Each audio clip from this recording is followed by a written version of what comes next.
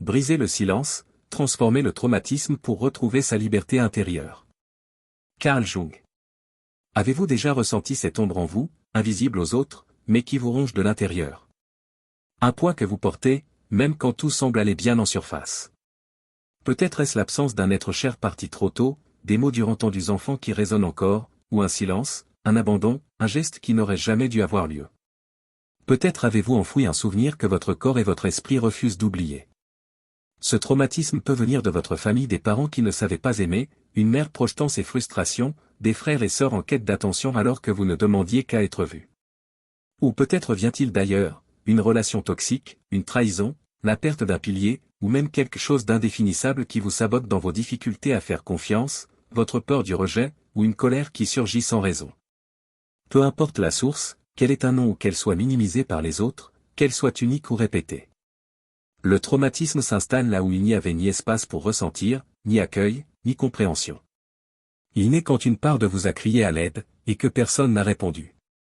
Pire encore, vous avez peut-être appris à étouffer ce cri, à sourire malgré la douleur, à avancer comme si vous étiez fort, tout en vous sentant de plus en plus déconnecté de vous-même.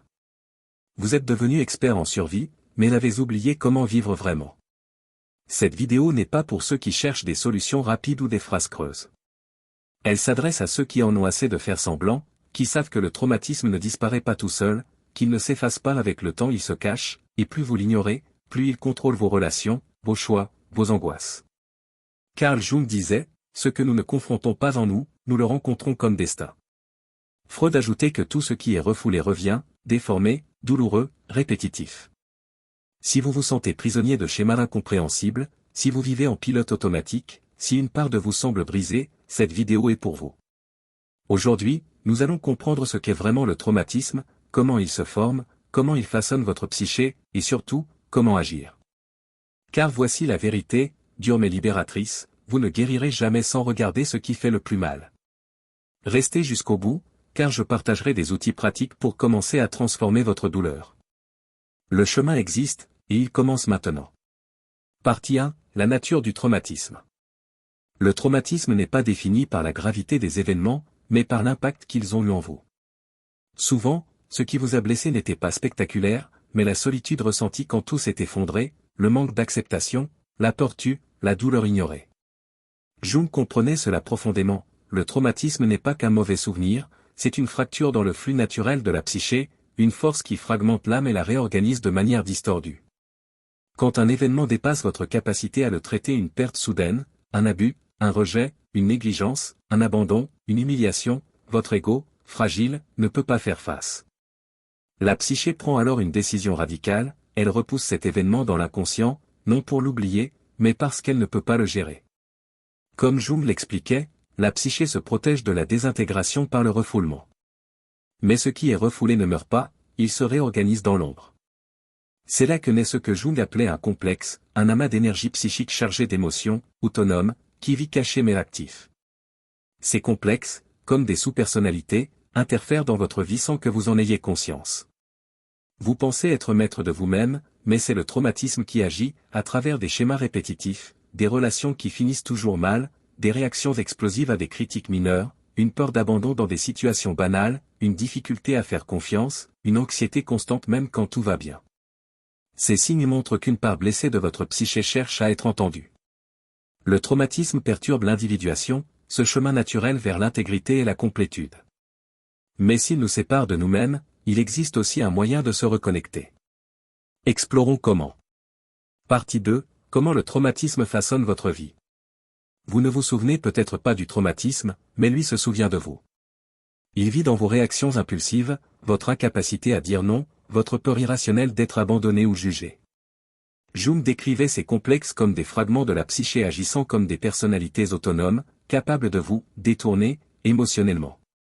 Il vous piège dans des scripts invisibles, répétant les mêmes souffrances. C'est pourquoi tant de gens vivent des relations abusives à répétition, procrastinent des décisions cruciales, sabotent leur succès ou développent des troubles anxieux, des compulsions, des addictions.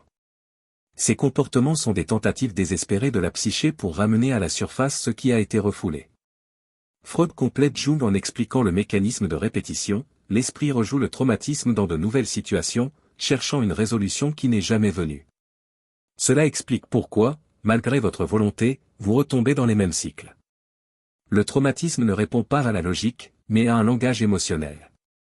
Il implante des croyances profondes, je ne mérite pas d'être aimé, je ne peux faire confiance à personne, si je me montre tel que je suis, on me fera du mal, et vous construisez votre vie sur ces mensonges émotionnels, sans même vous en rendre compte.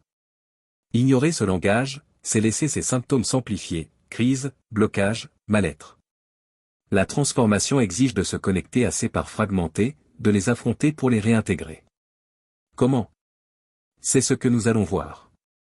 Partie 3, pourquoi ignorer ne fonctionne pas. Vous pouvez enfouir vos émotions, rationaliser, vous distraire avec le travail, les réseaux sociaux ou une spiritualité toxique, mais le traumatisme ne s'efface pas parce que vous faites semblant. L'ignorer, ce n'est pas le surmonter, c'est le reporter. Et plus vous reportez, plus il s'enracine. Jung disait, ce à quoi vous résistez persiste.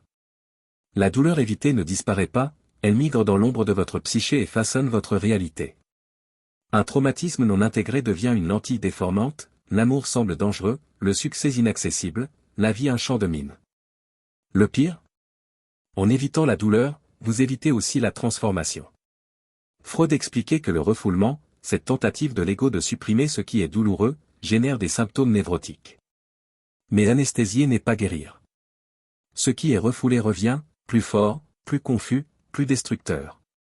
Vous le voyez dans les schémas répétitifs, des conflits toujours identiques, des douleurs qui ressurgissent malgré vos efforts pour passer à autre chose. Jung parlait de synchronicité significative, le monde extérieur reflète vos conflits internes non résolus. L'inconscient ne veut pas de positivisme superficiel, il veut de l'intégration. Et oui, guérir fait mal. C'est pourquoi beaucoup préfèrent le chaos familier à l'inconnu de la guérison. Mais la douleur que vous évitez aujourd'hui deviendra le schéma que vous répéterez demain. La question est, comment confronter ce traumatisme de manière pratique et accessible? Partie 4, outils pratiques pour guérir. Guérir le traumatisme ne se fait pas par magie, mais par une écoute profonde et des actions concrètes. Jung croyait que la guérison passe par la réintégration des contenus inconscients, non par la force, mais par un dialogue avec ce qui a été rejeté. Voici 5 outils pratiques pour commencer. Premier outil, l'observation radicale des déclencheurs. Notez chaque moment où une émotion disproportionnée surgit: colère, honte, panique. Qu'est-ce qui l'a provoqué? Une phrase, un comportement? Ces réactions sont des portails vers vos complexes. Demandez-vous, d'où vient vraiment cette douleur? Deuxième outil, l'écriture thérapeutique. Écrivez sans filtre, comme si vous racontiez votre histoire à quelqu'un qui doit tout savoir. Décrivez un moment douloureux, ce que vous avez ressenti, ce que vous auriez voulu dire, ce qui fait encore mal. Jung voyait les mots comme un pont entre conscient et inconscient. Troisième outil, l'imagination active. Dans un lieu calme, fermez les yeux, respirez profondément, et laissez émerger une image de votre traumatisme, un symbole, une figure, un paysage. Dialoguez avec elle, que veut-elle vous dire? Que ressent-elle? Notez ce qui surgit. Quatrième outil, l'analyse des rêves. Les rêves révèlent l'inconscient sans censure. Notez chaque matin les détails de vos rêves, surtout les symboles récurrents: monstres, poursuivants, accidents. Associez-les librement à vos souvenirs ou émotions. Cinquième outil, cherchez un accompagnement. Parfois, le chemin est trop profond pour être parcouru seul. Une psychothérapie, surtout d'approche jungienne ou psychanalytique, offre un espace sûr pour intégrer ces fragments. La guérison, c'est donner une nouvelle place à la douleur, où elle n'a plus besoin de crier pour être entendue. Partie 5, vers l'intégration et la liberté. Vous n'êtes pas ce qui vous est arrivé, vous êtes ce que vous choisissez d'en faire. Cette idée, inspirée de Jung, n'est pas un cliché, mais une vérité lourde de sens. Le traumatisme n'est pas une simple mémoire, c'est une force qui, si vous ne l'affrontez pas, décide à votre place ce que vous ressentez, qui vous aimez, ce que vous tolérez. Il vous convainc que vous êtes brisé, mais c'est un mensonge. Jung disait que beaucoup vivent comme des ombres de ce qu'ils pourraient être. La guérison, ce n'est pas effacer le passé, c'est le regarder en face et choisir de vous reconstruire. Ce n'est pas devenir quelqu'un d'autre, mais récupérer les parts de vous abandonnées, figées dans la douleur. C'est l'individuation, devenir entier, non parfait. Personne ne fera ce travail pour vous. Un thérapeute guide, un livre inspire, une vidéo éveille, mettez-vous face à votre reflet, votre ombre, et aussi votre lumière. Aujourd'hui, je vous lance un défi, écrivez dans les commentaires, mon traumatisme ne me définit pas, comme un engagement. Si cette vidéo vous a touché, likez, partagez-la, et abonnez-vous pour continuer ce chemin. La prochaine vidéo est essentielle, ne la manquez pas. Vous méritez d'être libre, entier, et cela commence maintenant.